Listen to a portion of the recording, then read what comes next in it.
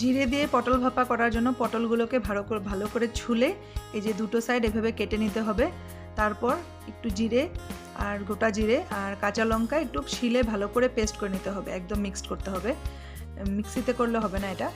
তারপর কড়াইয়ে দিয়ে দিব তেল, তেল দিয়ে এই পটলগুলোকে একটু ভালো করে আগে ভেজে নিব হলুদ আর লবণ দিয়ে। ভাজা হয়ে গেলে এগুলোকে তুলে রাখবো, আর এই তেলটার মধ্যেই দিয়ে দেবো একটু কালো জিরে আর দিয়ে দিব মশলাটা, দিয়ে এটাতে দিব লবণ, হলুদ আর সামান্য পরিমাণ চিনি দিয়ে একদম গ্যাসটাকে সিম করে এটাকে ভালো করে নাড়তে চাড়তে থাকতে লাগবে যতক্ষণ ধরে এটা তেল না ছাড়ে। তেলটা ছেড়ে দিলে তারপর দিয়ে দেবো পটলগুলোকে ভালো করে একটু মিক্সড করে মশলাটা দিয়ে সামান্য পরিমাণ একটু গরম জল দিয়ে দেবো, দিয়ে এটা ঢেকে রাখবো। একদম শুকনো শুকনো হয়ে গেলে নামিয়ে নিব। গরম ভাতে খেতে দারুণ টেস্টি হয় এই ভাপাটা, একবার ট্রাই করতে পারেন।